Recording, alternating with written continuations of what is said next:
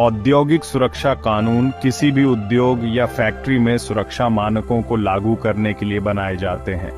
इनमें निम्नलिखित कानून शामिल हो सकते हैं। Factory act 1948 Bharat. कार्यस्थल की स्वच्छता, वेंटिलेशन, प्रकाश, पीने का पानी, सुरक्षा उपकरणों, मशीनों की सुरक्षा और कर्मचारियों के कार्य समय आदि को नियंत्रित करता है। BOCW एक्ट 1996 निर्माण क्षेत्र के कामगारों की सुरक्षा और कल्याण के लिए बनाया गया। ESIC एक्ट 1948 कर्मचारियों को स्वास्थ्य बीमा और चिकित्सा सुविधा प्रदान करने हेतु। एनवायरनमेंट प्रोटेक्शन एक्ट 1986 औद्योगिक प्रदूषण और पर्यावरणीय खतरों की रोकथाम के लिए। विभिन्न देशों में लागू औद्योगिक सुरक्षा के प्रमुख कानून।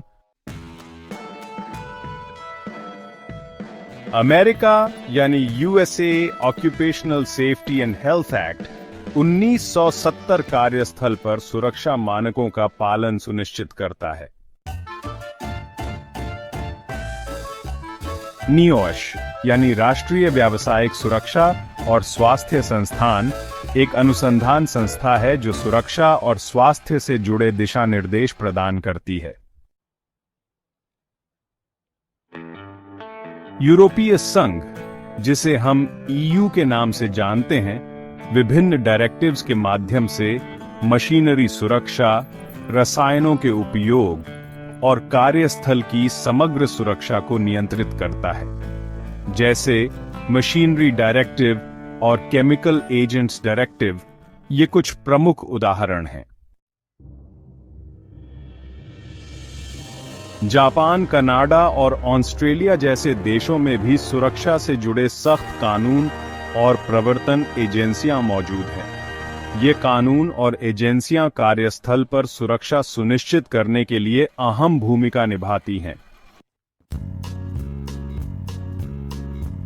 उद्योगों को सुरक्षा कानूनों का पालन करना आवश्यक होता है। इसके लिए कंपनियां सुरक्षा ऑडिट, रिस्क असेसमेंट और ट्रेनिंग प्रोग्राम चलाती हैं। अगर कोई कंपनी इन कानूनों का उल्लंघन करती है तो सरकारी एजेंसियां उन पर जुर्माना, लाइसेंस रद्द या कानूनी कार्रवाई कर सकती हैं। भारत में यह कार्य मुख्यतः factory inspector, pollution control board और लेबर डिपार्टमेंट द्वारा किया जाता है।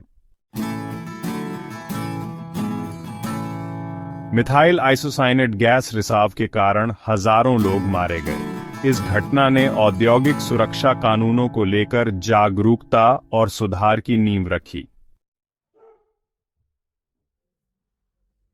कोयला खदान में जल भराव से 375 मजदूरों की मृत्यु हुई, जिससे खदान सुरक्षा कानूनों को सख्त किया गया। सवेसो आपदा 1976 इटली रासायनिक रिसाव की इस घटना ने यूरोप में पर्यावरण और रासायनिक सुरक्षा कानूनों को जन्म दिया। श्रमिकों की जान और स्वास्थ्य की रक्षा, उत्पादन में स्थिरता और गुणवत्ता सुनिश्चित होती है। दुर्घटनाओं और नुकसान को कम किया जा सकता है। कानूनी जोखिम और मुआवजे की संभावना घटती है। कार्यस्थल पर सकारात्मक और सुरक्षित माहौल बनता है। औद्योगिक सुरक्षा अधिनियम और कानून किसी भी देश और उद्योग के लिए आवश्यक हैं।